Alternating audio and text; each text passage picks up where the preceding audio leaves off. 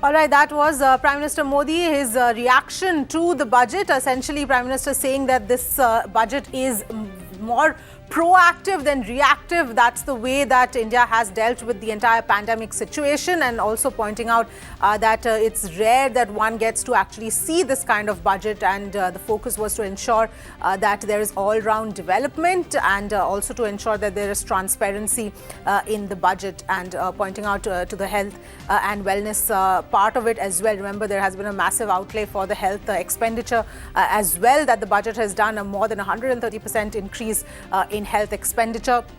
That is what, in fact, the Prime Minister also spoke about, saying that health and wellness has been a big focus area of this budget, and that is going to be something that it's going to improve significantly.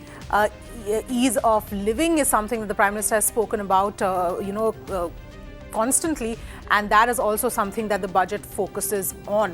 Those are the reactions, that is reaction there coming in from Prime Minister Modi with respect to the budget that was presented just a short while back by Finance Minister Nirmala Sitharaman, the first, in fact, budget in this pandemic period.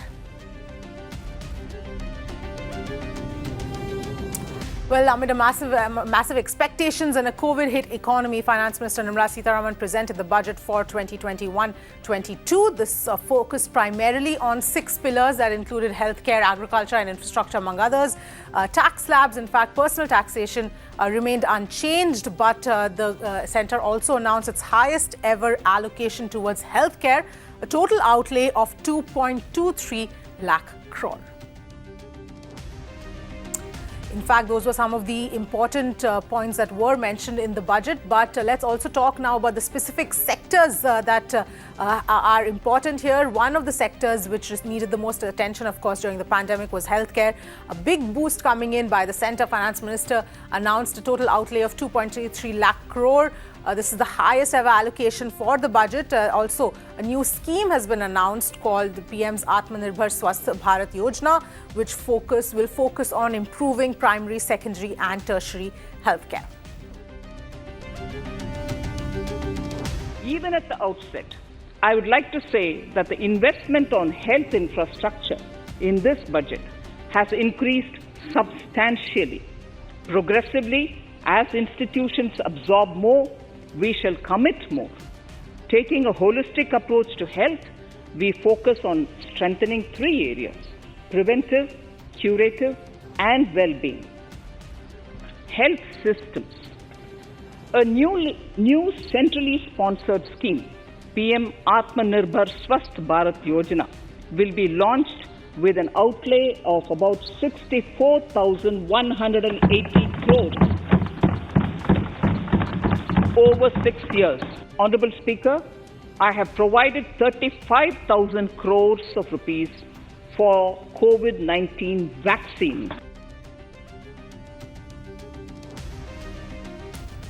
Meanwhile, even as a mega vaccination drive is underway, Finance Minister has said that 2 more vaccines will be announced and given approval soon. She added that the government will provide 35,000 crore for the COVID vaccination. India has 2 vaccines available and has begun medically safeguarding not only her own citizens against COVID-19, but also those of 100 or more countries. It is added comfort to know that 2 or more vaccines are also expected soon.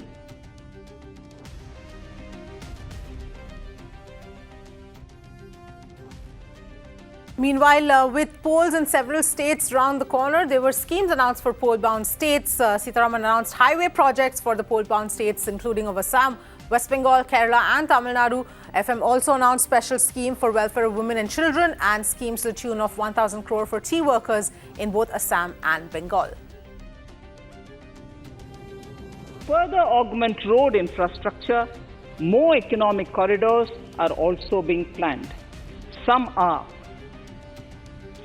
3,500 kilometers of national highway works in the state of Tamil Nadu at an investment of 1.03 lakh crores. These include Madurai-Kollam corridor, Chittoor-Tachur corridor, and construction will start next year. Second, 1,100 kilometers of national highway works in the state of Kerala at an investment of 65,000 crores, including 600 kilometer section.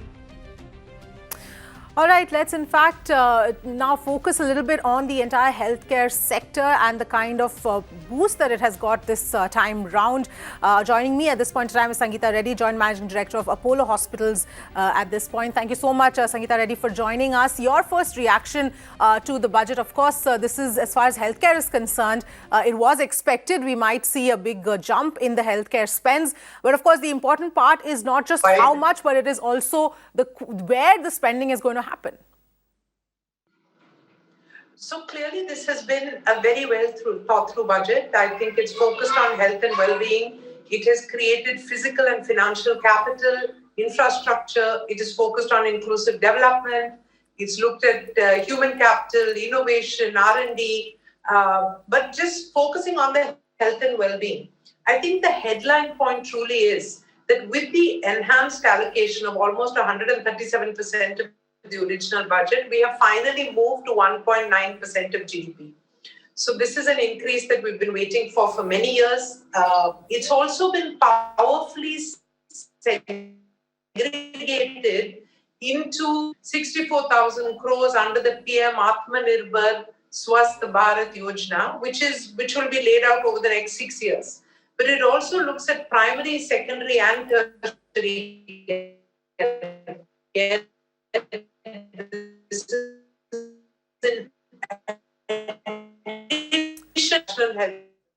All right, Sangita Reddy, I think we're having a little problem with your line. We'll just try and get that fixed and come right back to you. But of course, that is one of the key focus areas of this budget. We're seeing it now, the health expenditure increasing to, at least that's what the plan is, to increase to 1.9% of the GDP. Earlier, it was just about 1.3% of GDP as far as healthcare expenditure is concerned. All right, we've got Sangita back with us. Yes, please go ahead, Sangita Reddy.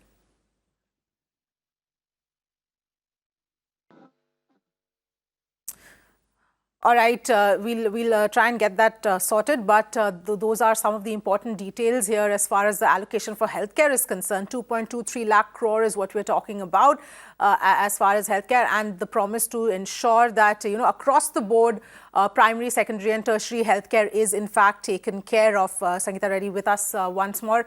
Sangita Reddy, yes, please go ahead. You were talking about the importance of, you know, the fact that the budget does look at primary, secondary and tertiary healthcare.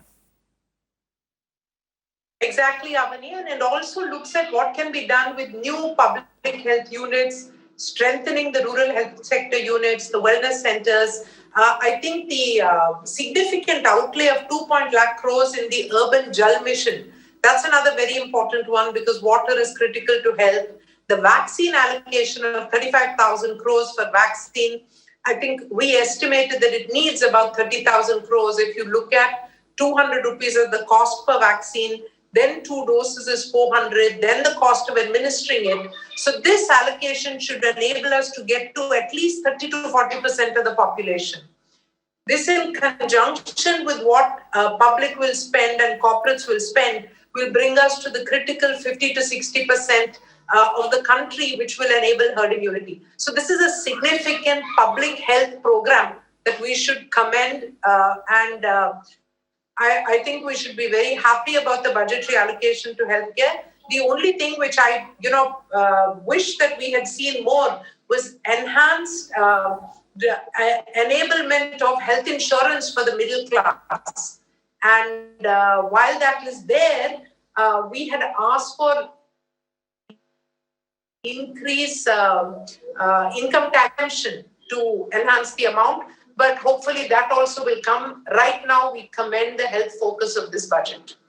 Yes, absolutely. And of course, the other part is that, like you're pointing out, this takes the healthcare spends to as much as 1.9% of GDP, which is what, we wanted for some time now, that entire spike in the spends. But at the same time, the important part here, like you were also talking about, the rural sectors, the rural areas, those parts also, as far as the infrastructure is concerned, need significant overhauling and building from ground up. So it's going to be important to see how this allocation is done and which are the areas it actually gets spent on. So absolutely, and I think that the strategy to build health clusters in every district headquarter as a stated intent is very significant, not only from its health focus, but also from its infrastructure focus. So as we all know, whenever you spend on infrastructure, many other sectors get benefited along with it, and health infrastructure should be totally prioritized, which is what we're seeing here in this budget. Right, Sangita Reddy, do stay with us. What we're going to do is slip into a very quick break. We'll be back and come back with more questions for you.